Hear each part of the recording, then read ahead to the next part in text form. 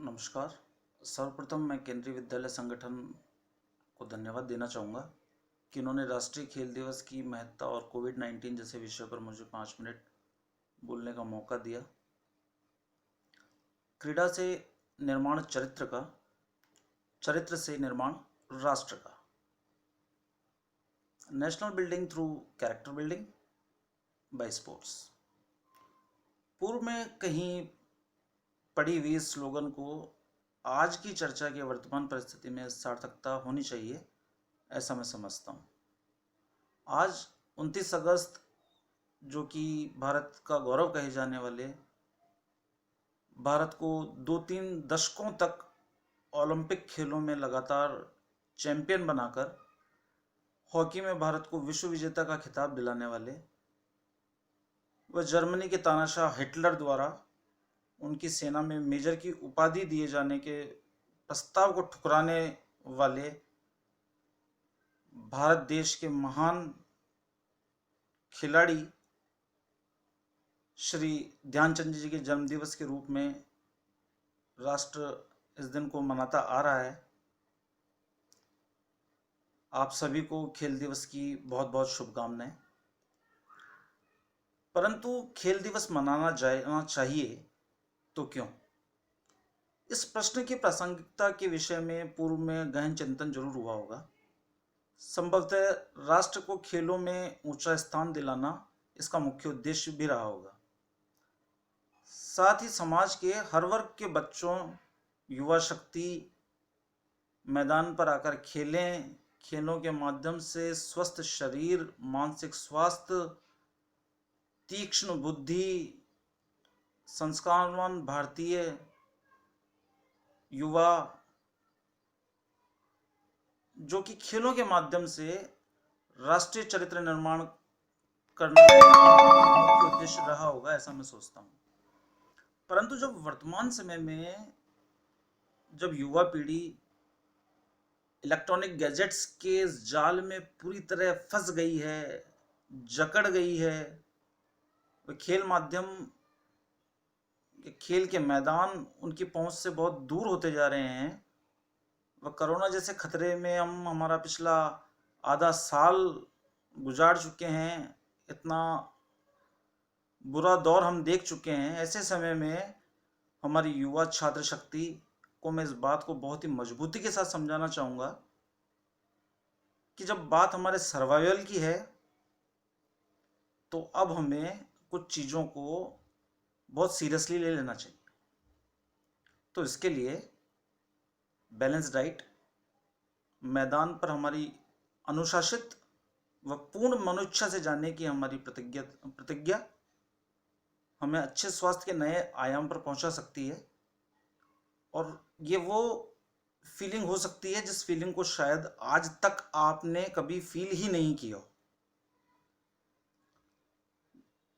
WHO कहता है कि शरीर में रोगों का ना होना ही अच्छा स्वास्थ्य नहीं है, परंतु एक व्यक्ति शारीरिक के साथ साथ मानसिक, भावनात्मक, मैं कहूँगा हर तरीके से संतुलित होना चाहिए। खेल हमें मनोरंजन तो प्रदान करते हैं जो कि हमें हमारे रोज के व्यस्त दिनचर्या में मानसिक शांति देने वाले होते हैं। परंतु यदि हम वैज्ञानिक दृष्टिकोण से सोचें तो हम देखेंगे कि खेलों के अंदर होता क्या है। भागना, कूदना, फेंकना, खींचना, उछलना जैसे आधारभूत मूवमेंट होते हैं।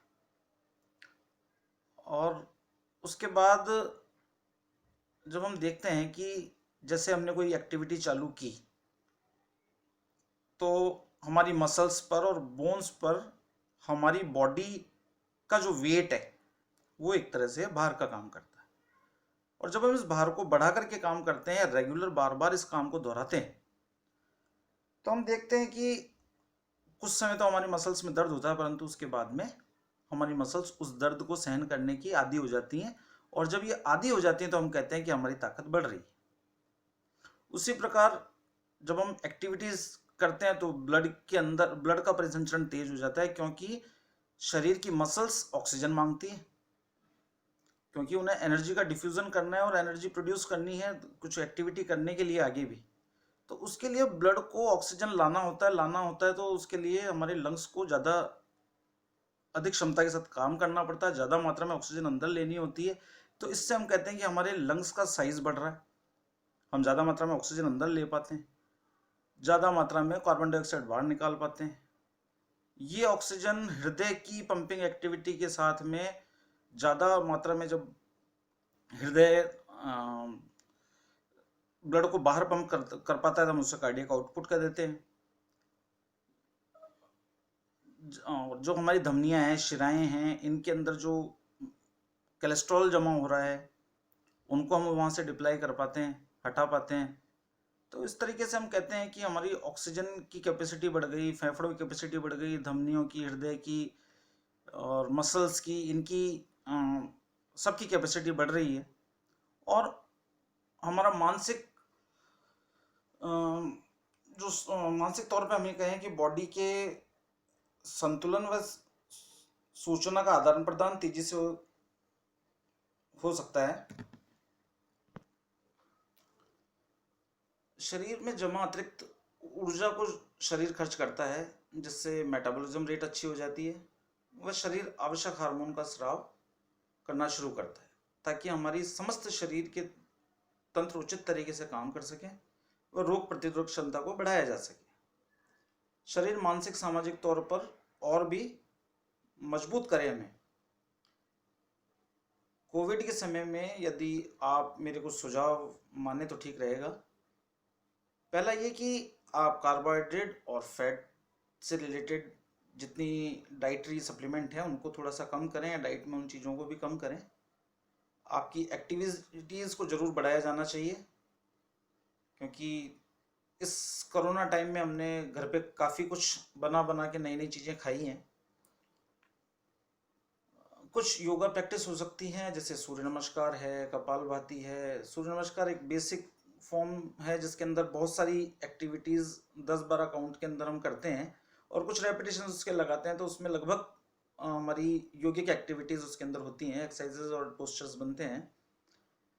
डांस में be a good alternative for girls, for female candidates जो आउटडोर स्पोर्ट्स के अंदर नहीं जा सकती हैं। एरोबिक्स कर सकती हैं, एक्सरसाइज विद म्यूज़िक हो सकता है। बड़े बुजुर्ग लोग वॉकिंग करते हैं, तो वॉक की जगह उसकी गति को बढ़ाकर उसे ब्रिस्क वॉक का नाम दिया जा सकता है। और सबसे अच्छा एक अल्टरनेटिव हो सकता है, यदि आप मेरी बात को गौर से सुने, आप घर पे एक सर्किट ट्रेनिंग एक प्लेटफॉर्म बना सकते हैं, चाहे वो छत पे बनाएं या गार्डन में बनाएं, कहीं जगह खाली है वहाँ बना सकते हैं, जिसमें वही बेसिक मूवमेंट्स कुछ, जैसे आपने यहाँ से स्टार्ट किया, कुछ दूरी तक दौड़े, फिर वहाँ पर आपने 50 या 25 या 20 स्किपिंग रोप लगाई, फिर कुछ दूरी पे दौड़े, फिर कुछ स्क्वाट्स लगा लिए, फिर कुछ दूरी पे दौड़े, फिर जंपिंग जैक्स कर लिया, फिर दौड़े, फिर पुशअप्स हो गए, कुछ सेटअप्स हो गए, कुछ लेग एक्सरसाइजेज हो गई। ऐसी कोई अन्य एक्सरसाइज उसके अंदर जोड़ी जा सकती हैं जो कि म्यूज़िक के साथ होती हैं, तो और एंजॉय कर सकते हैं आप। उसमें से कुछ चीज़ें हटा सकते हैं, कुछ नई ऐड कर सकते हैं। बस उसमें मज़ा तब आएगा जब उसके अंदर आप टाइम फैक्टर डाल दें कि कौन कितनी जल्दी करता है। अगर ना जैसे फैमिली मेम्बर्स हैं, एज ग्रुप बराबर है लगभग लोगों का, तो शायद हम ऐसा कुछ ऐसे चैलेंजेस भी ले सकते हैं। तो ये फन बेस्ड एक्टिविटी आपको मोटिवेशन भी देगी, और इनडायरेक्टली और डायरेक्टली जो मैंने पहले आपको जिन फिजियोलॉजिकल चीज़ों के ऊपर हमने हल्की सी बात की, कि उनके ऊपर आपका बहुत ही अच्छा पॉजिटिव इम्पैक्ट आएगा और आपकी इम्यून सिस्टम डेवलप होगी। Thank you.